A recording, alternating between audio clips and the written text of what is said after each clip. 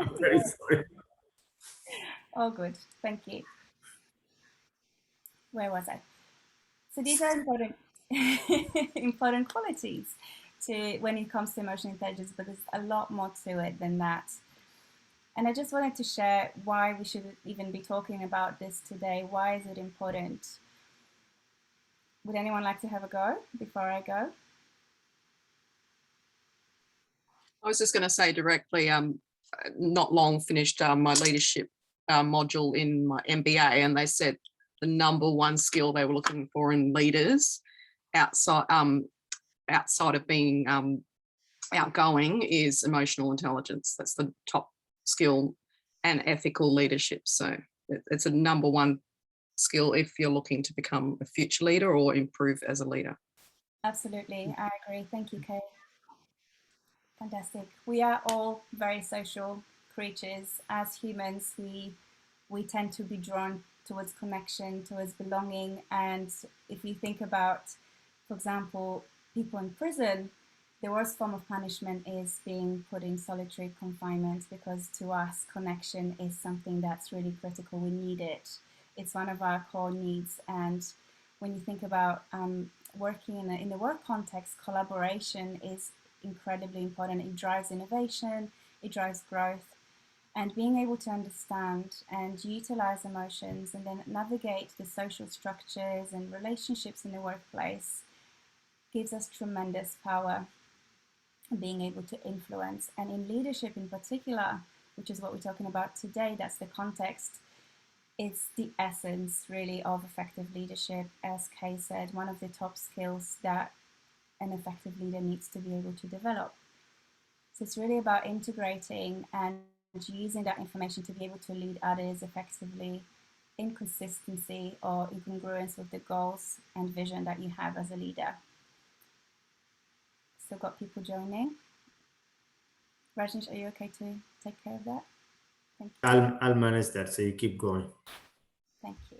So Dale Carnegie shared that when dealing with people, we're not actually dealing with creatures of logic, we're dealing with creatures of emotion. And I think it's very, very important to recognize that we are emotionally driven. We often make decisions based on emotions, and it's something that, you know, we experience every single day, every single one of that. There's no escaping. And to be able to understand it and use it in a way, or manage it in a way that helps your goals, is really, really powerful. Emotions are a source of information and also a tool to navigate and impact our environment. So if I give you an example of how this sort of plays out in practice, I had a client recently I was working with who's a manager for a tech organization, someone who's really well-liked, very kind, respectful, sensitive, considers herself a strong problem solver, and her manager as well sees it as someone who's got really high EQ and really gets on very well with people, essentially. And she also thought of herself as that. But what we found is that she had a very narrow impact. She wasn't really able to influence decisions in the organization. She wasn't able to bring people on board with her ideas, with her plans, with her goals. And what we found is that her view of emotional intelligence was just essentially too narrowly defined. When we were looking at some of the competencies that she had and she was really strong at, and what I wanted to emphasize as well, it's not about lacking emotional intelligence, but actually not having a full spectrum of the skills that are necessary for you to be able to be effective. Does that make sense so far? Beautiful. Elijah, did you want to share something? Yeah, I got a question for you, Kamila. So you mentioned just about an example of emotional intelligence of a manager. How do you actually measure it to see how much emotional intelligence a person got? Yeah, so thank you for that question. And there are tools that you could use to measure that have been developed for that purpose. But there's also self-assessment tools that you could do, which is what we use. We didn't use a psychometric tool, but there is a range of products out there that you could actually use to measure that.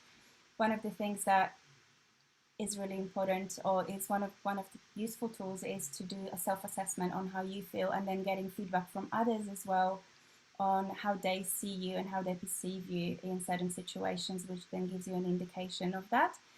But of course, it's important to get that feedback from others, because if we are not self-aware, which is one of the key elements of emotional intelligence, then we might not be able to assess ourselves very accurately. Does that help? Thank you. So thank you. And I'll share with you the competencies that would encompass within the emotional intelligence, and that would make a little bit more sense when you're able to look at those and assess yourself in different situations. So just going back to my example of the client, what we found is Hi, Kamila. Sorry, just want to check, are you changing the slides or is it the same? Because we can see your main slide. Just want to check that the slides are being changed, or it's just the one slide which you have? No, I've got more slides. I think I just got on a bit of a tangent on the intro. So let's keep moving. Okay. So today, because we can only see your fronts, like the main page. That's it. Yeah. Yeah, and I'll keep moving now. So let's discuss the complete. What I was trying to get at is that there are more competencies to take care of when you're thinking about emotional intelligence. So, and today is exactly the purpose of our session, is to really talk about the different competencies that would allow you to have a full spectrum or array of competencies and then increase your effectiveness as a leader. And if I could just get a quick show of hands, how many of you are in leadership positions or are aspiring to leadership positions?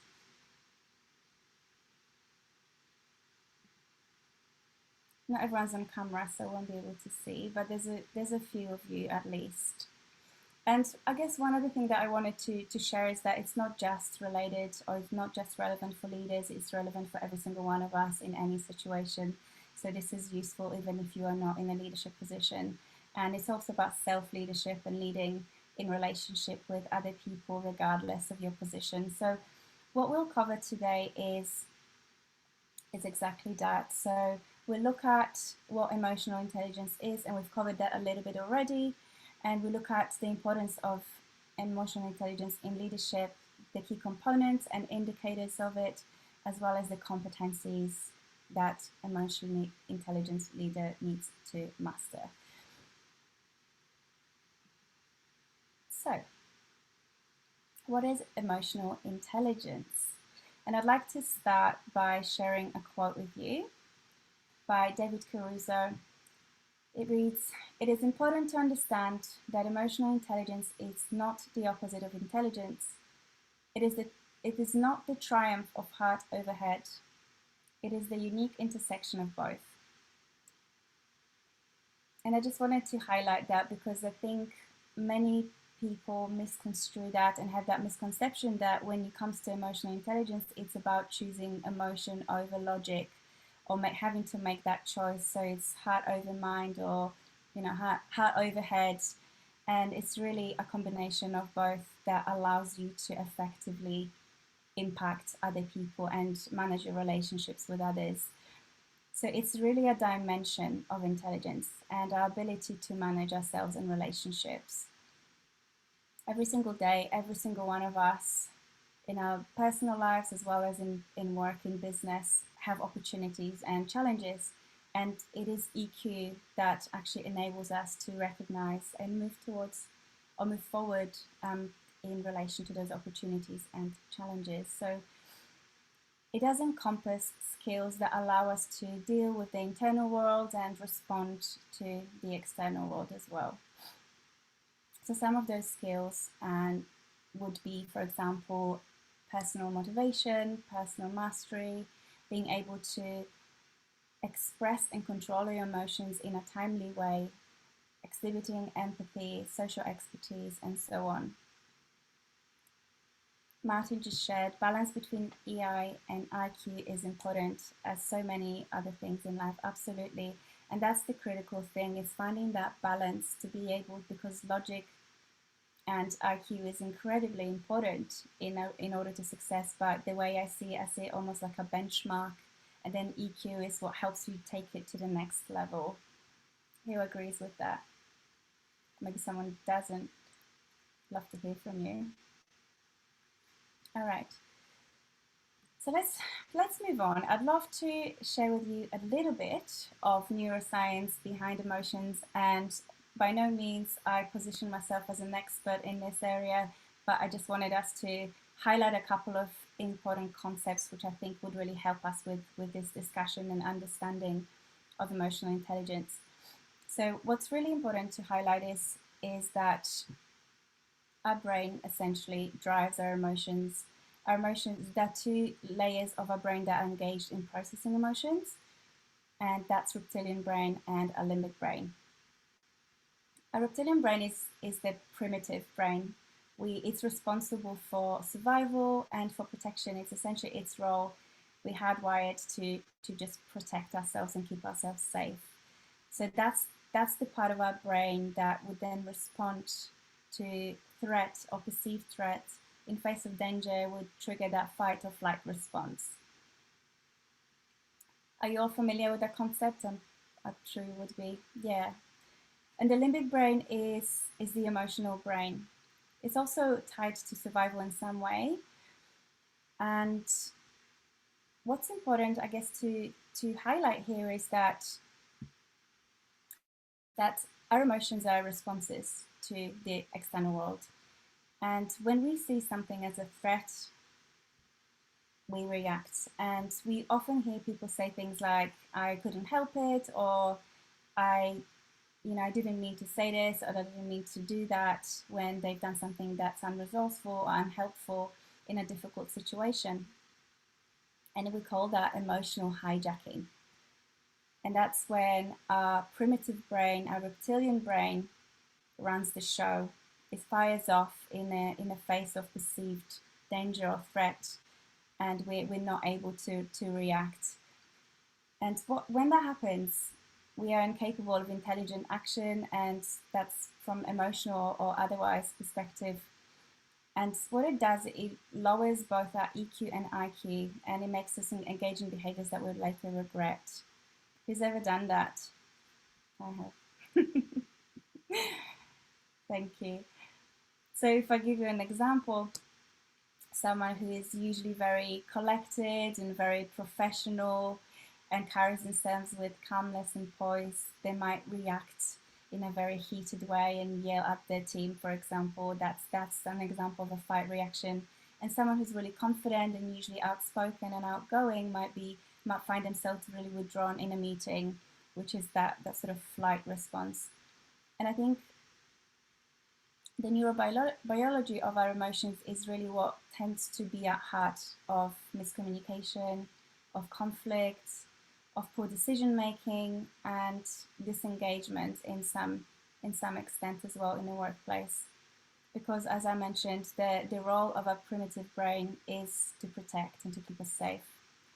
But the good news is our consciousness is what sets us apart as species, and it does give us the opportunity or facilitates choice of response. And that means that we can actually choose how we respond, and we can put things in place, and we can employ strategies that would allow us to deal with those situations more resourcefully in a way that allows us to have that control and have more impact. Does it all make sense so far? What are you taking away? I'd love to hear or see in the chat. Does anyone have any questions so far? I think there's some comments. Well, Oran said unique intersection of both. Oh, that was EI and IQ. Okay, Yeah. not on this topic. Mm-hmm. Sorry. What you're learning? Anyone else? Is it all making sense? Is it all common knowledge? Too basic? Let me know.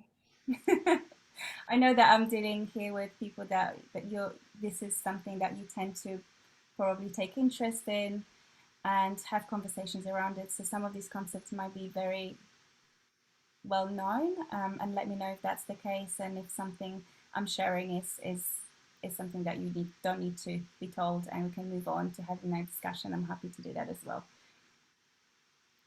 Beautiful. Yeah, you got good comments. Learning a lot. Definitely didn't know about the reptilian brain name. It makes sense. A great starting, very interesting facts. Great starting point to understand the science behind it. Okay. True. That's what I wanted to say too. Thank you. Let's move on. Let's have a look at why it's important and why should we even talk about this in the leadership context or overall. And we've covered some of that already. I just wanted to emphasize that, as we said earlier, in the business world, we tend to emphasize the intellect and the importance of intellect, that sort of analytical, the factual, and the measured reasoning that comes with IQ. And it is really, really important. It's invaluable, and it drives success in the business very often. Of course, when we think about financial decisions or strategies or processes and procedures, they're very critically important. But however, as I mentioned earlier, to Martin's point, EQ is what helps us to take it to that next level of competence in business, because it helps us blend the intellect and then those competencies of EQ to be able to then influence people. Because at the end of the day, people is all there is to an organization. There wouldn't be an organization without people. There wouldn't be business without people in it, and people are the most important assets. So to be able to bring people on board and influence them is what's going to make all the difference. It's EQ that helps us to solve problems, for example, retention and morale, and creativity, improves creativity, creates synergy from teamwork. It helps spread information through networks and also ignite best performance in people. And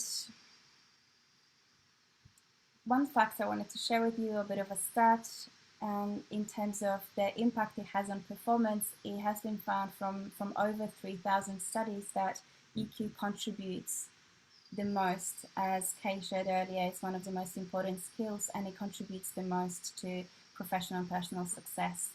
I think it's about 80 to 90% of the competencies that really drive that performance or differentiate the performance come from the EQ competencies space.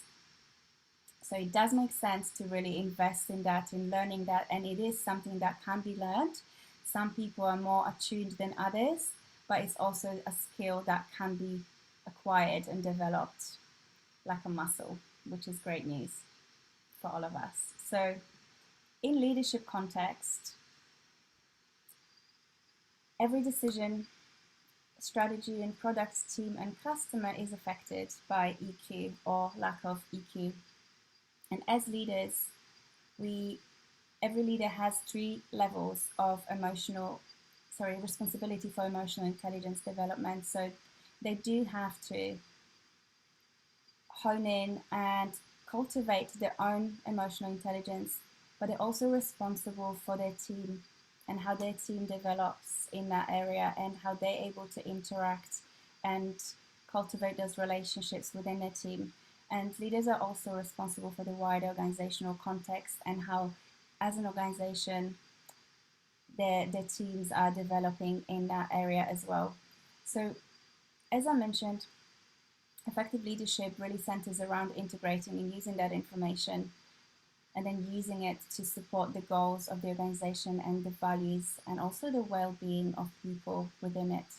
So it really does make sense to boost that. So if I just give you a couple of examples of where emotional intelligence in leadership is really useful and impactful, for instance, managing change. So when you think about leaders having to drive change and then bring people on board with them and navigate ambiguity successfully, to be able to handle stress that comes with change and the uncertainty as well, which can be very stressful for some people, and to also to be able to bring in that vision and inspire that vision with the people, and they can buy into that and follow the leader even if they don't know exactly what's going to happen.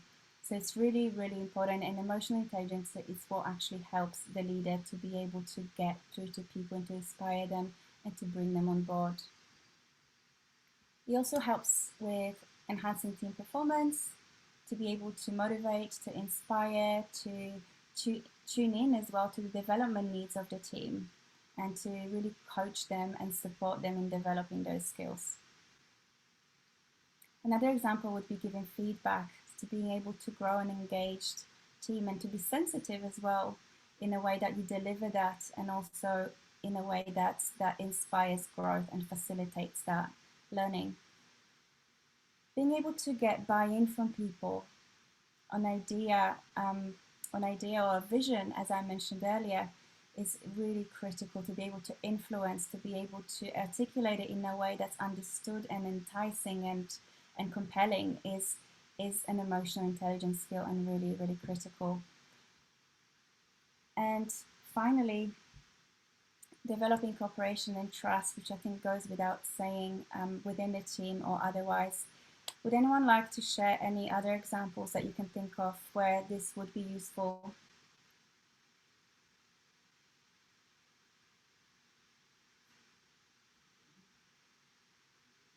Martin just dropped a fact there. Let's read it out. According to Dr. Travis Bradbury, research has shown that, in fact, 90% of top performers have high EQ. Okay, great. Fantastic. So even higher than I thought. Thank you, Martin. There are actually quite a lot of great research done, emotional intelligence 2.1. One of the other thing was that people with emotional intelligence on average earn $30,000 more per year. Yeah. So probably not about the money, but it shows how people are demand to actually demonstrate very high level of emotional intelligence. Yeah, absolutely. It does make perfect sense. Thank you, Martin. Kay just shared conflict resolution, problem solving. Absolutely. Building a strong work culture. Yes. Encompasses a lot of what is covered on the slide. Yeah, thank you. Showing compassion. Absolutely. Thank you. Let's keep moving. How are we doing for time? All right, so let's have a look at some of those emotional intelligence competencies. As I mentioned earlier, it tends to be defined fairly narrowly when you think about it. And it's so much more than what it's known for or what it tends to be talked about, which is, you know, being sociable, having people skills and being sensitive. And as I said earlier as well, it is something that can be learned, and it's really well, not easy, but it's something that can be done with practice. And if you can frequently check in with yourself and pay attention to those skills, and knowing awareness is the first step to change. So having that awareness and understanding where you sit and then making conscious changes is what's going to make all the difference. So let's have a look at some of the components of that. And Martin, please jump in if you do have any additional perspectives, because I know that there's more than one way to look at emotional intelligence. There's lots of research, and you're probably even, I'm pretty sure you're more up to date with all of it, so please do share. But this is one of the most common ways of looking at emotional intelligence, which covers 4 quadrants around, and it can be plotted on a matrix. It's around awareness and management of self and others. So it's about personal and relational competence, essentially. So this is basically what drives the definition of emotional intelligence, which is awareness of your own emotions and those of others, and then using that information to be able to manage yourself and manage your relationships. So if we look at self-awareness, which is the top left quadrant, it's about the ability to recognize and understand your moods, your emotions and drives, as well as the effects it has on others. It's also about how well you know yourself, your values, your strengths, your weaknesses, versus how other people perceive you. So how accurate is that? When you look at self-control, which is the left bottom quadrant, it's about the ability to control and redirect disruptive impulses and moods, the propensity to suspend judgment and to think before acting. It's about managing your emotions and controlling and managing your state, essentially, and then also be able to use that to nurture productive and healthy relationships with other people. Then we look at the top right corner, which is social awareness. It's the awareness of others and their emotions. It's the ability to understand the emotional makeup of other people. And it's a skill in treating people according to their emotional reactions, so being empathic. It's also about, the final element is around social skills. It's building relationships and managing relationships with others. It's proficiency in that space, building networks and ability to find common ground and build rapport with people. So it's really utilizing the awareness, which is what I mentioned, awareness being the first key. And within those 4 domains are different competencies as well. And again, there are many models, there are many ways of looking at it. I have seen as many as 24 competencies. There could be more somewhere else.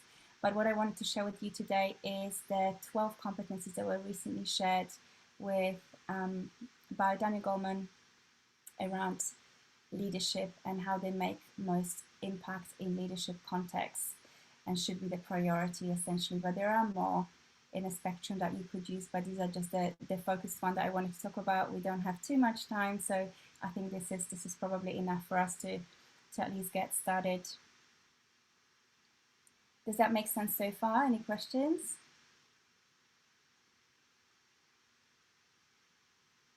All right, let's keep going.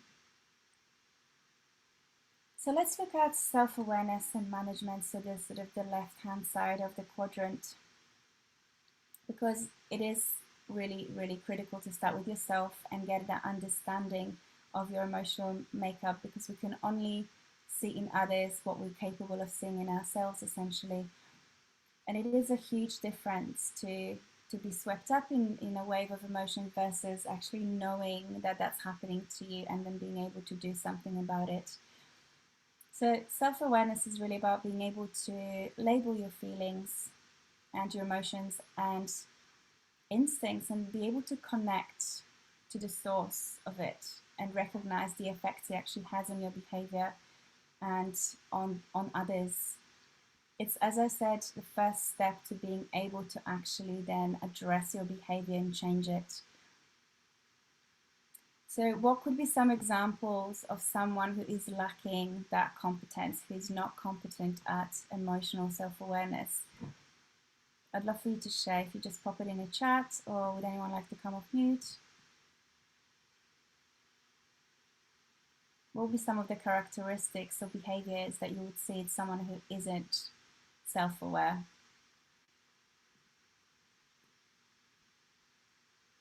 Orange shared outbursts of emotion. Yep, Juliana. The way I'm reading what self-awareness and self-management are is that by building this, it then leads to inner strength. Yes, it would, because when you're able to recognize what you're feeling, then you're able to build on that or alter that and respond to it appropriately.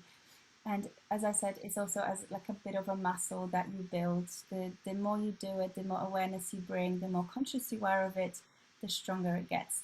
Mood swings would be some of the other behaviors or characteristics of someone who doesn't, lashing out, being insecure, not reading the room, self-driven, motive, expectations, blame, judgment, being at effect by others and external situations. Absolutely.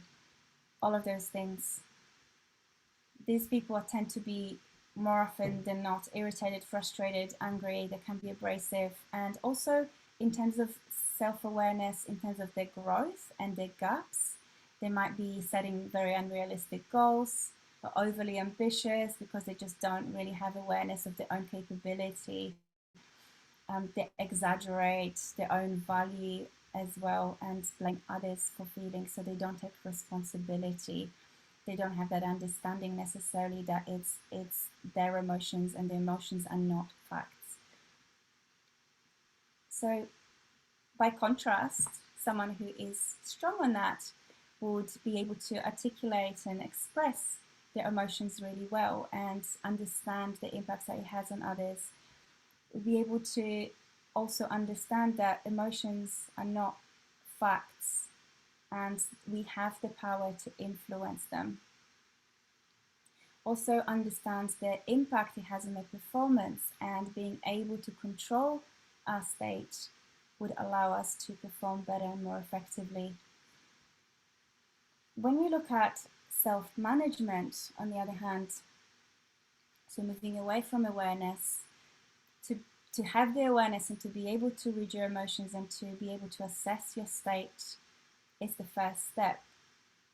But it's also really important and more critical to be able to do something about it, because we can have an outburst, we can lash out, but if we don't reflect and if we don't try and change that in the future and respond to situations better, that we're not learning anything. That's not emotional intelligence. So awareness in itself is not enough.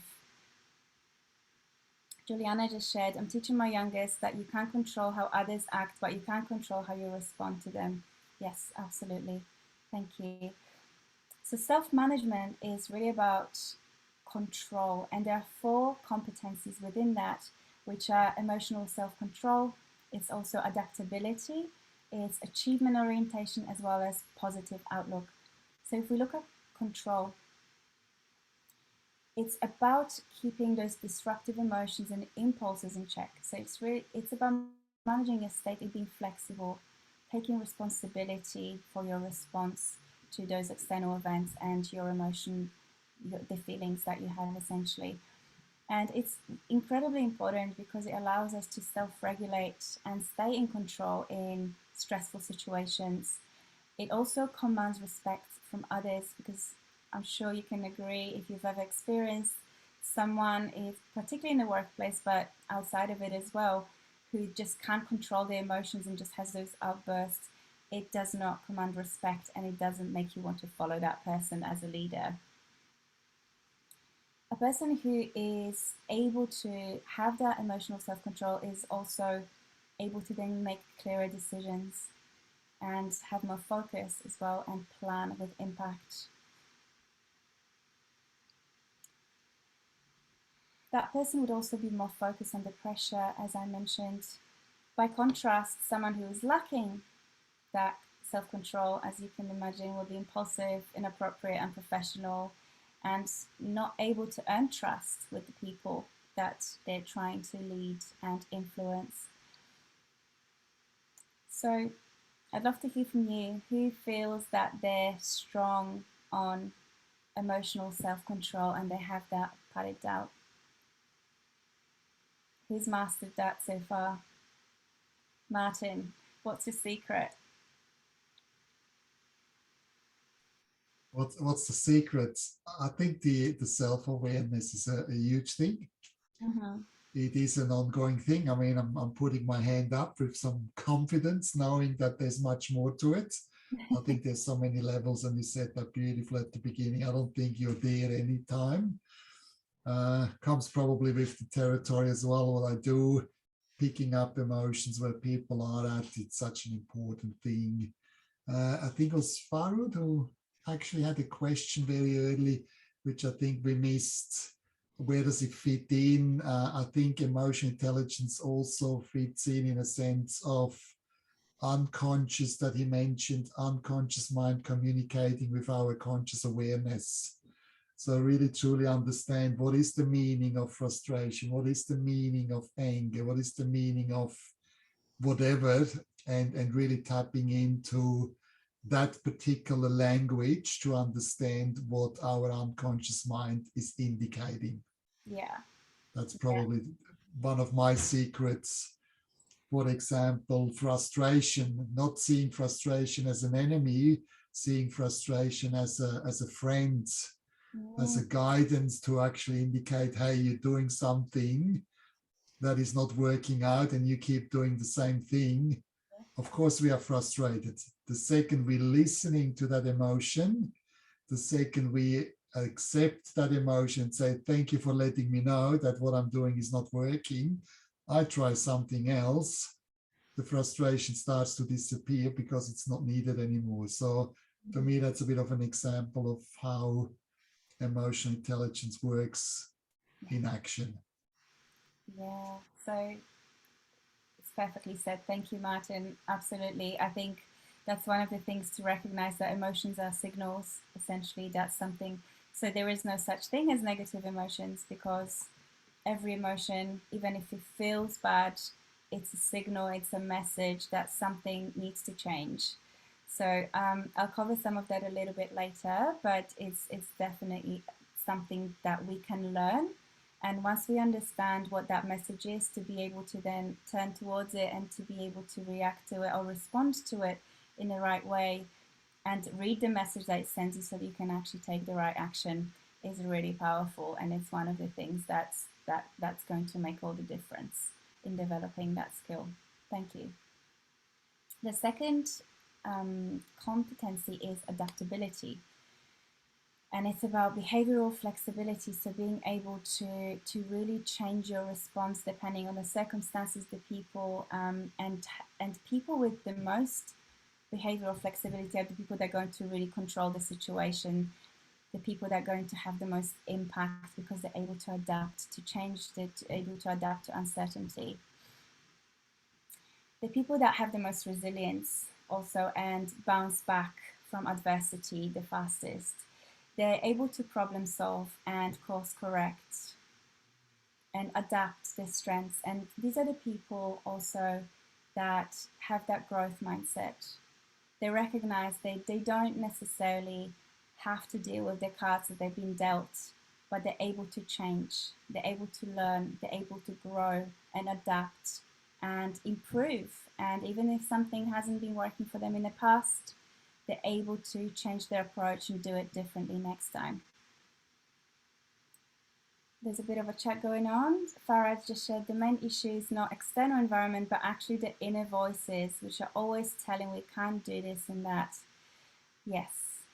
And also listening to those voices and what it is that emotion is telling you is the key to being able to then respond to it. And sometimes those self-doubts, as we just shared, is the worst enemy, but recognizing whether or not there's truth in that, what I'm just telling myself, the belief that I hold around this thing that I'm thinking, is it true? What's my evidence? Because sometimes we develop those beliefs that are just not serving us and are not empowering us, and they're not based on truth, they're not based on facts, it's just something that we adopt. It might be because someone told us something, maybe we've been taught as children, maybe we've heard it in the news. So it's always have that critical mind as well, and always question. Does that make sense so far? So people that are not adaptable, that lack that competence, will see failure as permanent. They won't approach it, they won't take action. They might be a lot more rigid in their thinking and dwell and get stuck in problems. People that are not adaptable don't deal with ambiguity very well. Let's move on to the next one, which is achievement orientation. It's about having high standards and striving to improve and learn and grow. And it's incredibly important in leadership and in life in general, because it's about being results oriented and having high drive and high standards to achieve, taking calculated risks, being able to set yourself goals that are going to stretch you, but still going to be achievable and realistic. So it's something that motivates you and drives you and compels you to move forward. It's that sort of continuous improvement mindset, always looking for opportunities to grow, looking for opportunities to be better, to react better, to learn from situations, and having that constant drive to succeed and to be better, and also get the best out of others as well and instill that in others. Let's have a look at positive outlook, which is the final competency when it comes to self-management. And it's not necessarily about just positive thinking, it's about having that realistic optimism. So within the realms, and again, that comes back to awareness and understanding what is feasible and what makes sense. But it's seeing, for example, seeing opportunities as opposed to threats in situations, even when things aren't going your way.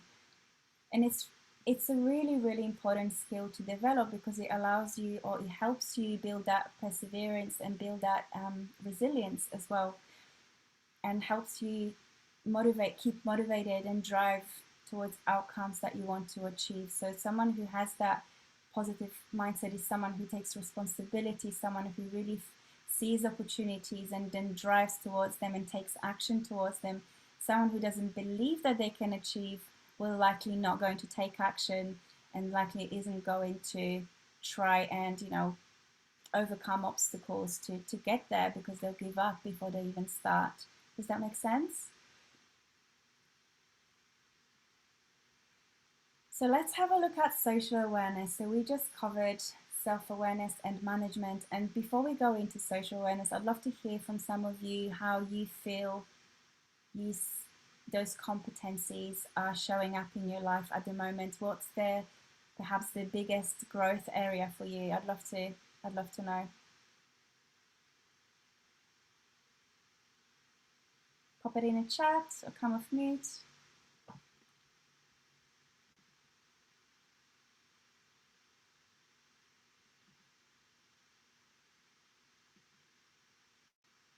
Have you mastered them all? Malcolm shared adapting a growth mindset, being curious and seeking interest in others. Yeah. Anyone else?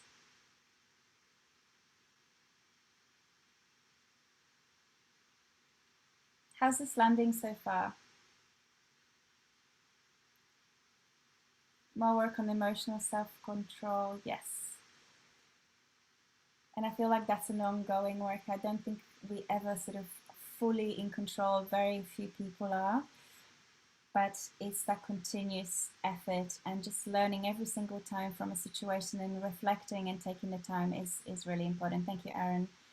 Okay, understanding others' reactions, don't decide the situation. Their emotions are their own. Absolutely owning our own emotions and understanding that separation and the boundaries between us and others is really important. Thank you. Okay, so let's have a look at social awareness and the elements around. Sorry, I'm just trying to switch my slides, but they're a little bit slow.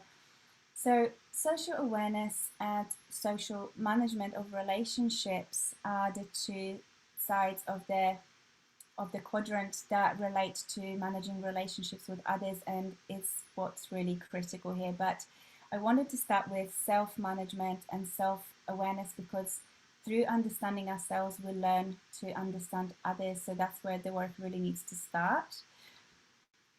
And through managing our own emotions, we're then able to help and manage relationships with other people as well. So being able to gain that competence in a social settings, it's really critical. So let's have a look at awareness. And there are two competencies within that. One is empathy and the other one is organizational awareness, which is particularly relevant in the leadership context. So let's have a look at empathy. And I think that's one of the competencies that tends to be mostly associated with emotional intelligence and probably one of the most commonly known ones. And rightly so, it's very critical. It's really about sensing others' feelings and their perspectives, being able to put yourself in the other person's shoes, essentially. So it's also about really truly listening and being actively listening to understand their perspective as opposed to trying to listen to respond and think about, the next thing that you're going to say. So being able to really truly understand where they're coming from, and not just from the words, but also from non-verbal cues, and being able to sense that maybe something that's unspoken is going on, and having that awareness and an acuity around that is what that represents.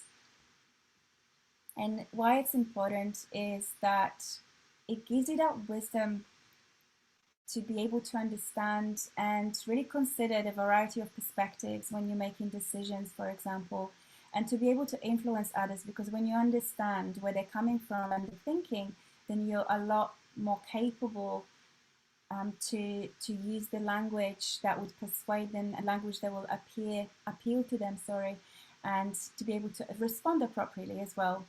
to them.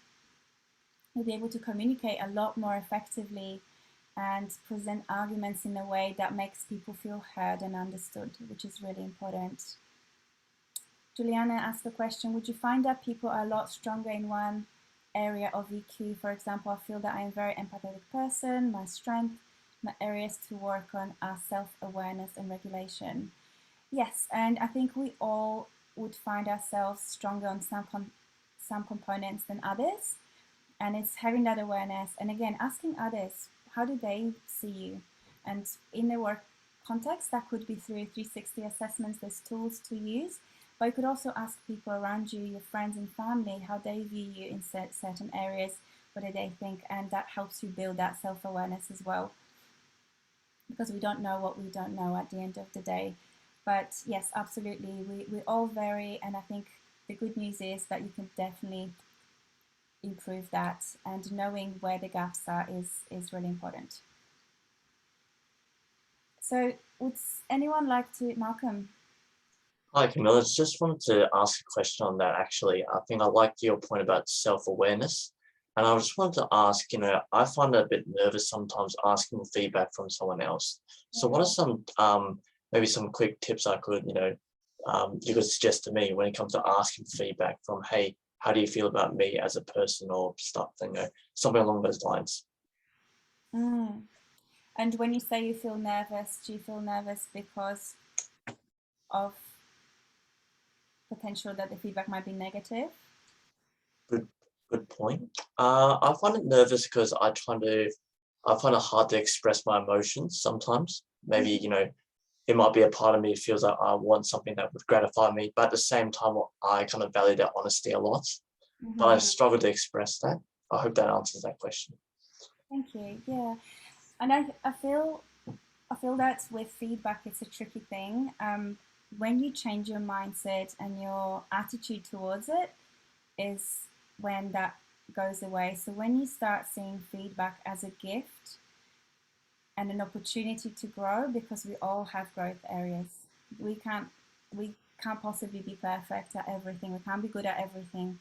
And understanding that it's an opportunity to learn and approaching it with an openness and gratitude that the other person is open enough to share that with you openly and honestly and constructively, that would help you grow and be better, is sort of how I would look at it. And I don't know if that helps, but to me that's been a big shift, because I've always been, in the past, used to be quite nervous asking for feedback because I didn't want to hear the negative in case they had negative, but switching your mindset and reframing feedback as something that's a gift and positive and an opportunity to learn and grow and be a better person, it helps with that. And if it is a little bit negative, asking for examples and maybe just some examples of how you can counterbalance that and what you can do to improve.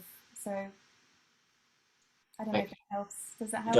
It does a lot. I think, I think what I got from that was changing my attitude towards the feedback as well, and maybe changing my expectation. So really appreciate it, Kamila. That's one thing, thank you. And it could be also around how you ask about it, but I see that Martin has his hand up. I'm sure you've got a great insight, so please go ahead. Yeah, if you don't mind, Malcolm, I think it's also important to understand who you ask for feedback. As it is with emotion intelligence, depends who you ask, you will get different feedback. And the feedback quite often is very subjective, not very objective. It is subjective based on their feelings, based on their crap. Sorry, my French, we're recording this, but I do speak French sometimes. Sometimes it's a projection on what they go through in life. But emotion intelligence hopefully helps you again to really make good decision of what is about you, what's about them, what do you take on and what you're not taking on. So please use that critical thinking and emotional awareness as well of saying, yeah, that is really helpful. They really have a point. That is something I need to improve on. Or is that really about me? Or is that something about the other person that is unresolved yet, where they need to work on? And it does go full circle back to emotional intelligence. and making good decisions. I hope that helps as well. Really appreciate it, Martin. Thanks for that. Thank you. Great point, Martin, absolutely. And some great comments in the chat as well. It's about emotional safety with the person you're asking for feedback as well. So, and again, like Martin said, knowing, having that awareness of self and others allows you to understand and also not take it too personally, because if they are sharing something that's it could be their own stuff as well. So recognizing that helps. Okay. So let's look at the last one, which is the organizational awareness.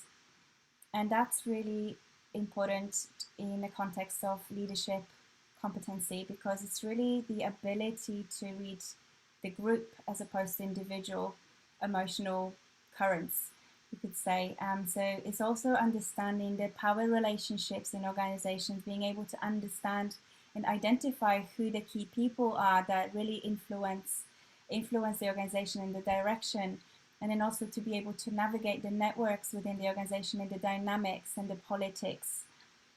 So it explains really why it is important as a leader. You need to be able to have know who the people are that you need to talk to get them on board and to make decisions and to move things forward and to get buy-in on your vision and on your goals. So it's really, really critical, and to be able to navigate that effectively as a group or within a group context. It also allows the leader to recognize networking opportunities and read those power relationships effectively and influence and navigate. Someone who lacks that might potentially unwittingly offend the norms of the organization or individuals and misalign with the culture as well. Not to be able to navigate it effectively would then impact the way that they're able to impact individuals and to be able to influence and bring them on board with their vision. Because if they're not able to navigate the organization and the culture and the dynamics, then that gets lost, because those relationships won't be built. So I think we've had a little bit of share, so I'm going to move on in the interest of time. But thank you for all your comments in the chat, and I know that you are supporting each other in there as well. So thank you for doing that. And the final section of the quadrant and the final section of the emotional intelligence competency bucket, I guess you could say, is the relationship management, and it really is about, you know, it's oh gosh, I think we just jumped a couple. Sorry, that's my internet. Everything sort of jumps over, so just bear with me for a second. It catches up. Okay, we're here. So relationship management, it's, as I mentioned, it's one thing to be able to read social cues and to be able to build awareness around what you're seeing in others. But another thing is to actually to be able to use that information and manage and influence. It's a whole new kettle of fish. And what it does include in terms of competencies is 5 key competencies, and there could be more, but in this session we just cover those ones. And that's influence, being able to coach and mentor others, being able to manage conflict, which we shared earlier, being able to work as a team or to be able to lead a team, and also inspirational leadership, that visionary leadership. So if we look at the first one, influence is one of the most critical skills as a leader, to be able to impact and influence and use those tactics of persuasion. And what's really critical is how you do that, because people sometimes, leaders at times, influence through coercion and using, you know, they're met with resistance. So it's about influencing in a way that's meaningful and really gets the best out of people. So really bringing people along on your journey. And why it's important, it helps you build and lead and engage and motivate a team and really have a strong and lasting impact. Someone who's really strong on that skill will be be able to appeal to others and to be able to influence their thinking, their decisions, and also use complex strategies to influence people indirectly. It's people that are really strong on influence are also really great, often at storytelling, for example, people that are really engaging, very charismatic, and they're really able to build trust with others. And that's one of the key things here, is to be able to build trust and then to be able to influence their thinking. So someone who doesn't have that competence or is not particularly strong in that competence would likely be working independently. It wouldn't be very effective at persuading and unable to defend their ideas and inspire confidence in other people. Does that make sense so far? Let's move to coaching and mentoring, and that's one of the other skills that's really critical for a leader, to be able to foster those long-term learning and development opportunities for their team and really support them in their growth. It's about sensing also development needs, so it's not necessarily, it's being attuned to what those growth areas could be for your team, and then providing those opportunities through coaching, mentoring, and other opportunities to be able to really facilitate and foster that success within the organization. It also helps build engagement in a team when you're helping people grow to their full potential and really get the best out of people. That's when you get the best performance. So really that's the core of the success as a leader as well, really getting the best out of your people. Delegation is really important in providing opportunities to others as well to grow and learn through doing. And that's one of the qualities of an emotionally intelligent leader, and someone who doesn't have that would find it very difficult to let go of work and to let others really, take the reins and spread the wings. Let's look at conflict resolution, which is really, really important in this context. What it really involves resolving disagreements and helping through your team members through tense situations in a way that's tactful. It's also about bringing disagreements to the open, being comfortable with having those confrontations and those really difficult conversations.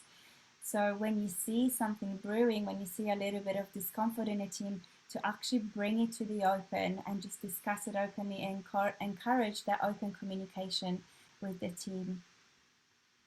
It's about finding also different solutions to the problems and giving the time for everyone to air their opinion and their perspective, acknowledge everyone's view in a way that makes them feel heard and respected as well, and then redirect that energy to solutions and that solutions that are actually acceptable for everyone. So finding those win-win solutions as much as possible.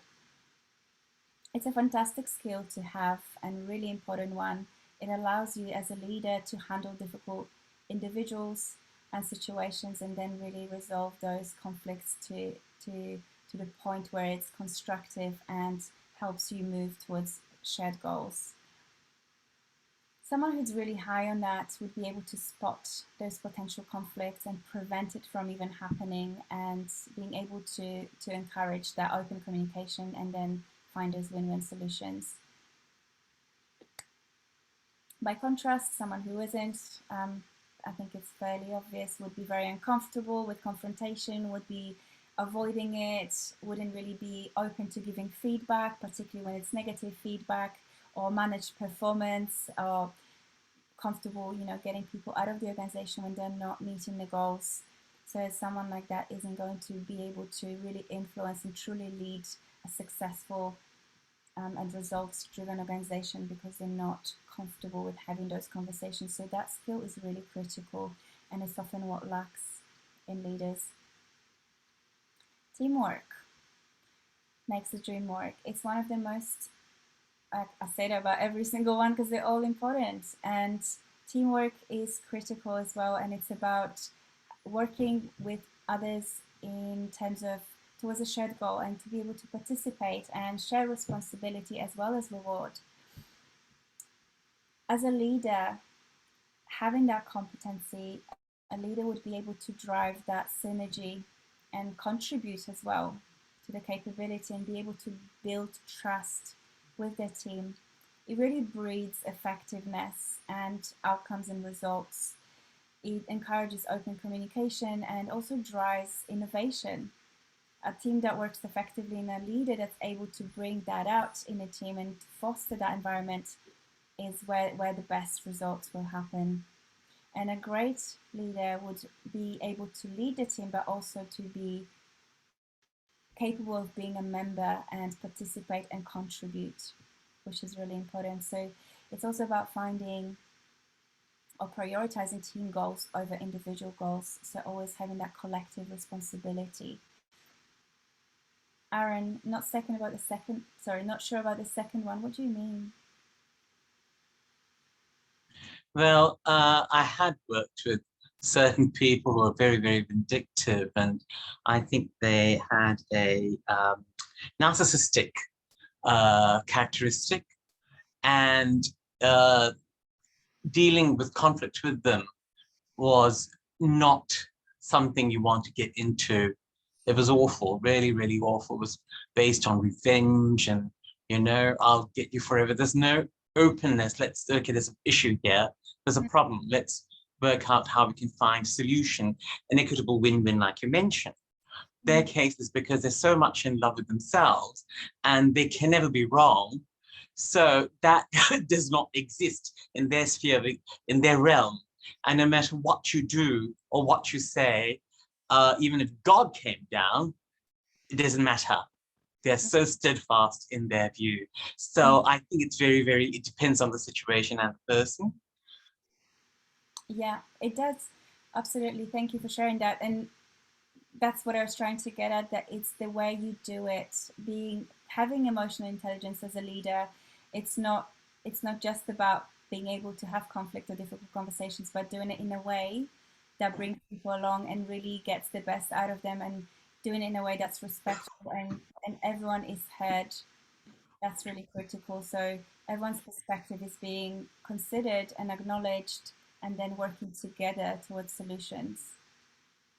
Does that make sense? Does that answer it? Yes. Yes, sorry, I'm too busy coughing. No. Yes. Thank you. Thanks, Aaron. All right, so let's have a look at the inspirational leadership, which is the final one. And what this is about, which is fairly intuitive, it's about inspiring and guiding a team that's really engaged in a vision and working together towards common goals and a compelling future, and being able to sell them that vision and bring them on board and really bring the best out of them whilst you do it. So really get them to buy into it. It's really critical that as a leader, you understand what that vision is and you are really bought in, and that vision compels you and drives you, because if a leader isn't convinced, then the team is never going to be convinced either. So being able to pull that vision together first of all, and then sell it to others, and to be able to bring them on a journey so that they're also excited and also willing to, you know, do whatever it takes to get there is the skill that it takes, and it takes emotional intelligence to be able to do that. So people that are really strong on that would really be the agents of change, the people that come with those visionary big ideas and innovation and really able to bring people along with them. They leave them inspired and motivated and connected as well, because it makes them feel like they belong and they're part of something larger, working towards something that's a shared goal and a vision. And by contrast, someone who doesn't display that competency would fail to inspire the team and likely will be working independently or set goals and visions that don't actually connect with their wider objectives, or that doesn't speak to people, or fail to communicate that, because that piece is also really important, to be able to communicate that to people in a way that's understood and in a way that appeals and engages them. How's that landing so far? I know that we're a little bit over time. We're nearly there. I'd love to hear from you how you feel about relationship management and those competencies. What are some of the gaps that you're seeing that may be something you need to work on?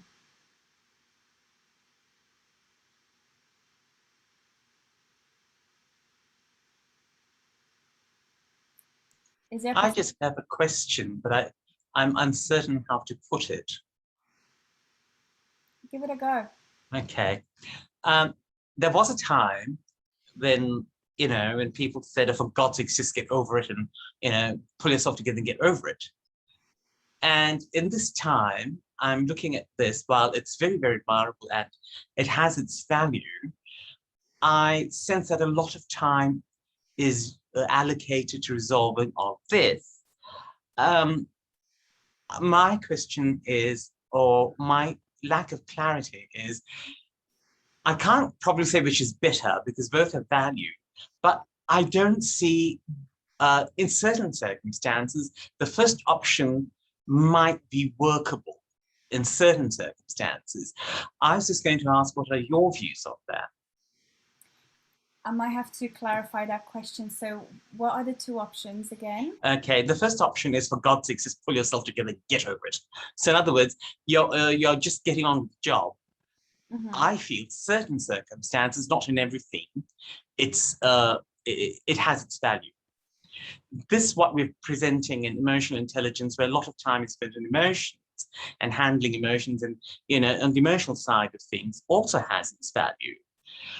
In other circumstances, it is very, very exhaustive at times. So I just want your views, because I think coming from the UK, you might have heard of the first option too. So I just wanted to know what you thought of it. Thank you, Aaron. Thank you for that question. I don't think there's right or wrong answer there, but telling people to get on with it, I struggle to think of a situation where that would make people feel valued and heard and appreciated. And as an emotionally intelligent leader, there is an opportunity. It doesn't have to be exhausting. It doesn't have to be lengthy, but acknowledging and hearing both sides to be able to come up with a solution, I think giving it a go is really important. I'd love to hear what Martin thinks about that. I can see that you're taking yourself off mute. Yeah, if I can jump in there, and I think this is a really, it's almost a dilemma, isn't it? Which one should I pick? And I have to agree with Kamila, there's no right or wrong. The question you need to ask yourself, what's worth it, what's not? What is worth fighting for? What do we need to let go because it doesn't deserve the energy to put in? So what I'm talking about here is knowing your values. That word came up quite a few times. What is it that you really stand for? What is it that is important to you? There are certain things, yes, I agree, we can't let go. Because if, let's say, people step on our toes, we heard narcissists, and I agree, they are in love with themselves and nobody else. My question I would ask is, why would I put energy into those people? And I respect them, but it's not my world, it's not my cup of tea, and it's certainly not aligned with my values. So quite often people say, well, how do you deal with those people who have completely different values? And I quite often say, you know what? I send them away with love. That's what I do. And look, why would I build relationships with people and spend a lot of time with people who are completely have a different view of the world, what's important to them, and have completely different decisions? We think we need to accept that there are so many different people. Some we can relate to, others we can't. And coming back to Malcolm's question, I certainly wouldn't ask a narcissist how I'm going, because I know I'm in for a big one. But why would I care? And I say that with all respect, why would I care if I really don't want to spend time with that particular person in the first place? I hope that helps, Aaron. Thank you, beautifully put. Thank you very much. Thanks, and a really great question. I think that adds quite a bit of depth to emotional intelligence and the decision making that comes with it. And one thing that I actually still working on, and yes, there are areas, of course, as much as we have to take responsibility for how we feel, how we act, how we respond back to other people's behaviors, which is a choice, as much we have to learn to let go of things that we can't change.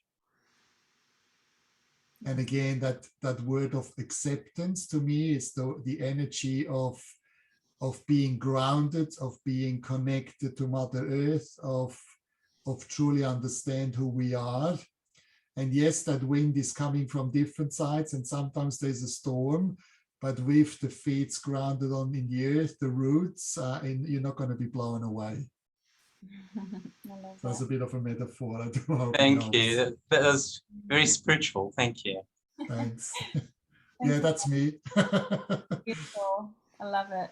Well, what a beautiful way to wrap this up. So thank you for all your questions. And I'm conscious of time. I had a couple more slides, but I just want to check in how we're doing. If you're happy to stay on a little bit longer. If you go 4 or 5 minutes, I think if that helps you. Yeah. Sure. So what I wanted to cover is just really a few tips and tricks and strategies, I guess, around developing some of those competencies and some of those aspects of emotional intelligence, which is, I think, what's important, because it's great to know what are the components, but then what do I do to get better at it is the question really that we are probably asking ourselves. And some of those things are very, very simple things that you could do every day. It's not rocket science, but it's all about practice and progress. So it's not about being perfect and getting it perfect every time, but it's about progressing and getting better so that we can actually see ourselves progressing and impacting our relationships more effectively. So starting with self, and that self-awareness, which is, again, as I said so many times, it's so key, because without awareness, we don't have ability to actually calibrate and change our behavior. So it's really important to start with yourself and start practicing that awareness and checking in with yourself. So really, take a moment to really check in regularly with how you're feeling. And it could be just really simple things like looking at what you're sensing, like what are the sensations in your body, what are the emotions that are coming up, what am I feeling, and try and name it and really understand what is going on for you right now, and check in with your sort of emotional state. And maybe there could be some body aches and pains and things that are happening, and tension, which also often represents. So again, trying to connect that to maybe an emotional event and something that triggered it really helps building that awareness and around what triggers things for you and the responses that happen in your body. Being able to label your emotions and articulate what they are is actually really, really powerful as well. So learning to expand your range of emotional vocabulary is really powerful, because language is basically what you can experience. So the more we can name, the variety we can experience, and if you can name it, you can tame it.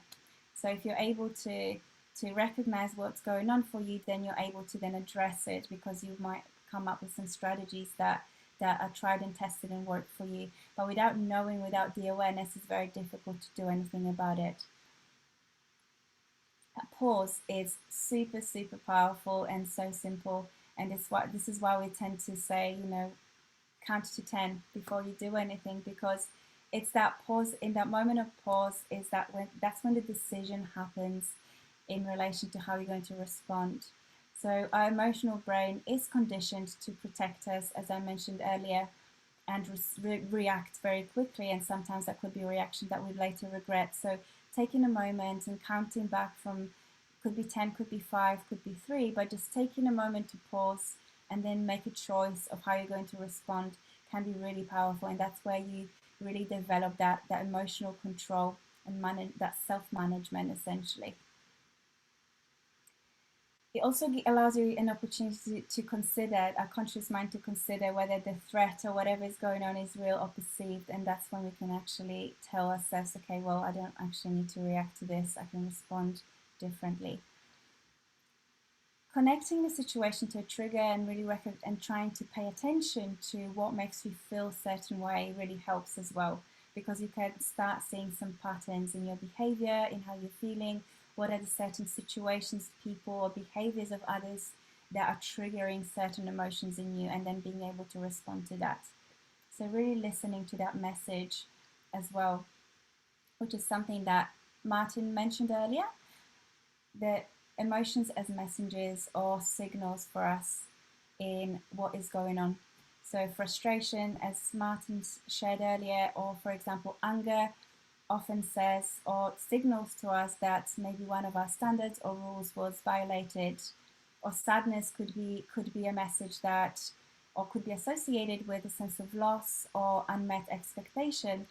And having that awareness and turning towards it and realizing that that could be the message it's sending allows you to then ask yourself a bit more powerful and resourceful questions. For example, did I communicate my expectations clearly? Can I control this situation? If I can't control it, what can I do? What can I do differently? Or how can I change how I think about this so it doesn't affect me as much? So it's really checking in also with intention of the other person. If the other person is what triggered us and our reaction, then also checking in and really reassessing, did they mean to do that? Was their intention to upset me? Maybe not. And really it's just coming from a place of everyone is doing their best and everyone's trying their best, and having that at the back of your mind. And there will be people that don't show it in a very good way, but ultimately deep down we all want to be loved, we want to belong, and we want to be accepted. And just remembering that and just coming from a place of compassion really helps. Does that make sense so far? Does it resonate? And thank you. Then let's look at some others around really developing and being able to use the emotion, not just the awareness, but actually do something about it. Sometimes we feel things that feel negative, and being able to channel those emotions or reframe how we think about it is really powerful in changing and then really helping that negative emotion to subside. Asking questions that really help you move into that more resourceful place that allows you to then take action and change something. Asking yourself, for example, how can I do this better? What is the positive learning here? Even if it feels really crappy right now, is there something I can learn from this situation that would allow me to do it differently next time and not feel that way? Checking in with your values, as Martin mentioned earlier as well, is really important. It helps you also make decisions more effectively and not be driven by emotion as much, because you can check in, does it align with my values? Do I need to get engaged in this? No, I don't. Let's move on. Asking for feedback from others is really important as well in bringing that awareness to the forefront, because as I mentioned, if we don't know what we don't know, and we have blind spots as well. So using others and utilizing that feedback helps us grow and develop as well. We also have to be very open to feedback, as we've spoken about before with Malcolm. It's really treating it as an opportunity for growth is critical, and having that openness. Focusing on what we can control and having that solution-focused approach as opposed to problem-focused. So when we're faced with a problem, yes, we need to spend a little bit of time to see what the problem is, but spending maybe 20% on the problem and then 80% on the solution. Okay, this is what's happening. What can I do about it? So not dwelling and not sitting in that emotion, but actually taking responsibility for your outcomes and taking action. Setting goals that are emotionally compelling and pulling is going to really help you as well to respond and use your emotions more effectively, because if you have goals that really drive you, you're more likely to act in accordance with that and not sabotage it. But those goals have to be really, really compelling and aligned with what you want to achieve. Taking stock of your belief systems as well is really important, because those beliefs do drive our thoughts and actions.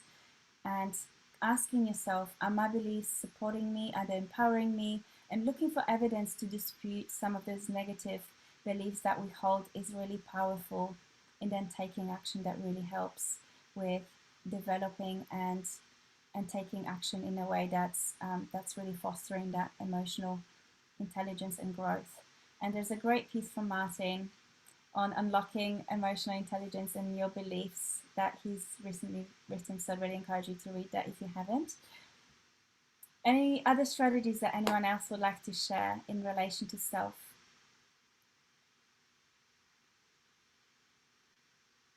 Are they helpful? Are you doing them all already? They're really good. If we would have finished it earlier, we wouldn't have got these nuggets. So let's keep going. Okay. Everybody seems to be loving it. Thank you. Thanks, Rajneesh. So let's move to others, and I'll try and breeze through this because I know we are over time and I want to respect your evening.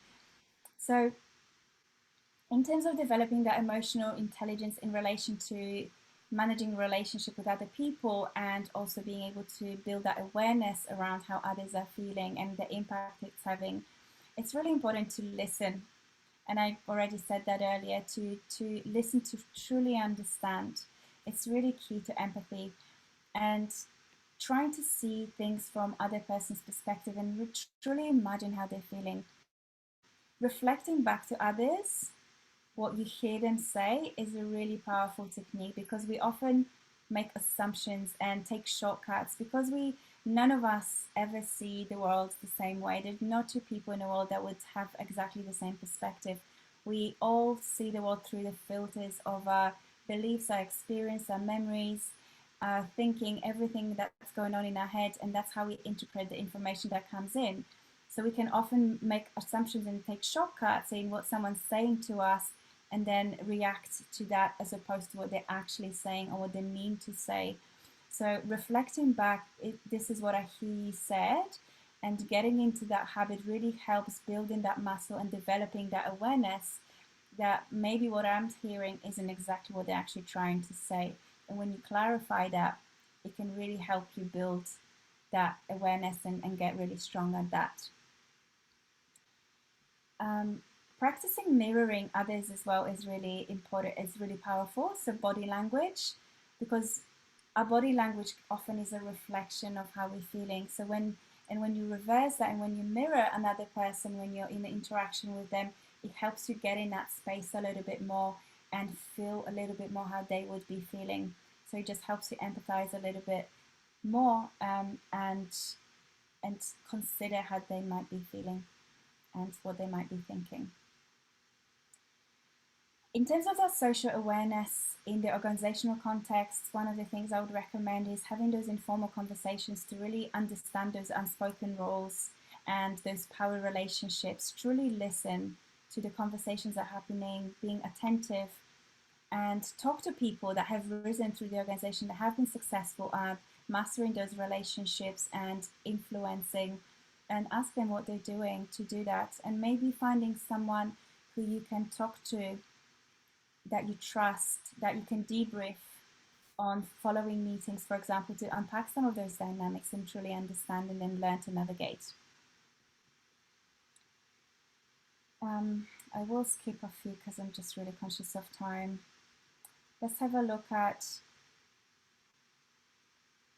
using awareness to truly influence. I think is really important in identifying what motivates people. So using that awareness to really understand and then trying to be able to communicate with them in a way that appeals to them. So using their language and being very, very clear on the outcomes that you want to achieve when you're trying to persuade, when you're trying to influence others, and being transparent is really, really critical. In managing conflict, what's really, really important, I believe, is separating people from the problem. So focusing on the common goals and objectives and focusing on a solution and a way forward is what's going to take away from those emotional reactions that people are experiencing. And also having an open mind as a leader and a person that's involved in that conversation, and being willing to change your perspective as well. So having that behavioral flexibility comes in as really important. Using objective information as opposed to emotion to make those decisions and drive to solutions would be critical. In terms of teamwork, communicating often and keeping people informed is critical in engaging towards that common vision. Hearing everyone's point of view and really making everyone feeling acknowledged and listened to and understood is critical. Okay, I will skip through the final stops. I think we've covered enough, and we've talked a little bit about the vision and connecting with that vision yourself in order to be able to inspire others is really, really important here. So being able to empower people to contribute towards that vision makes them feel included, makes them feel valued, and also brings them on board with that. Does that resonate? Beautiful. Yeah. Okay. Thank you so much for staying over time. I really appreciate it. I know it's a long one, and I'll manage my time better next time. So any key takeaways or learnings, anything that shifted in terms of your perspectives, or anything that you're taking away that's valuable, I'd love to hear it just in the last couple of minutes.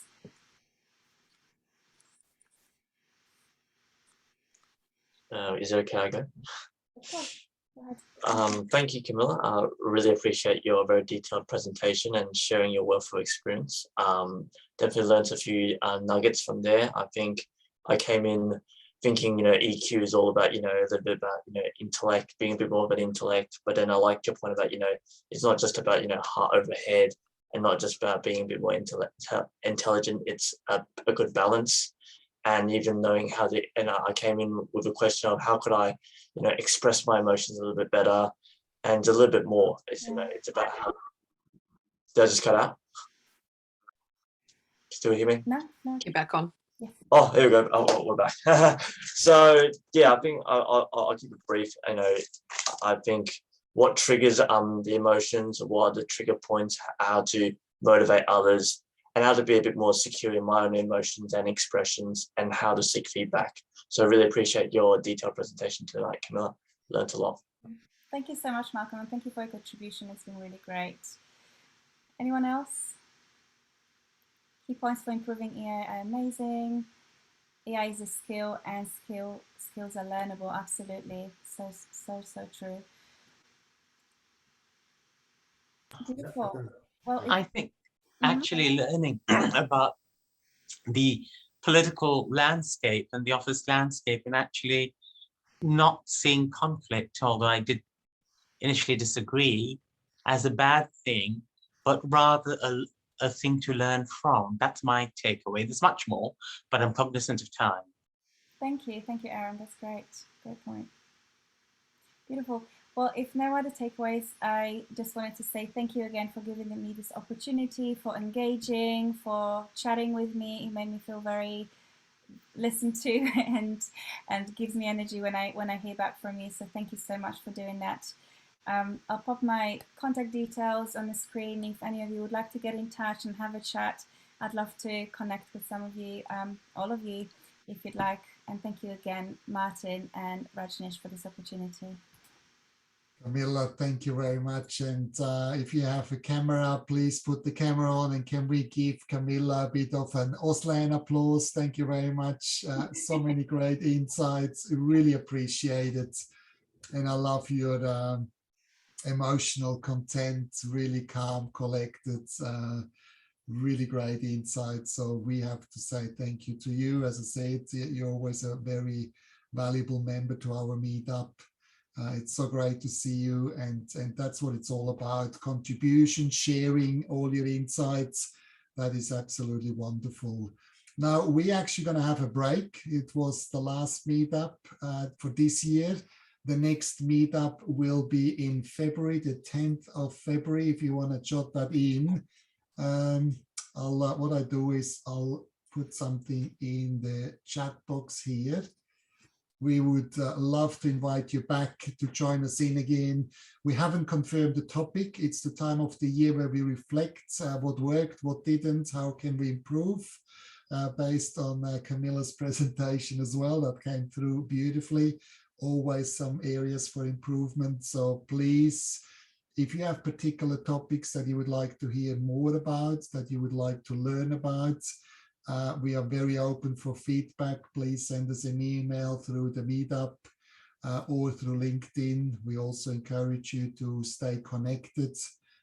February is far away, but before we realize, we will be back online or face-to-face, which is another question that we will look at. Might be a bit of a mix or hybrid or whatever it is, but we will certainly keep you informed. So Kamila, once again, thank you very much. And please stay around. If you have a bit more time, we can still socialize maybe for another 15 minutes or so and just exchange some information or ask some more questions. If not, let's officially finish today's meetup. And I wish you all the best. As always, be awesome. And I'm looking forward to hear about all your future success. See you around, or take yourself off mute and let's just have a bit of a conversation.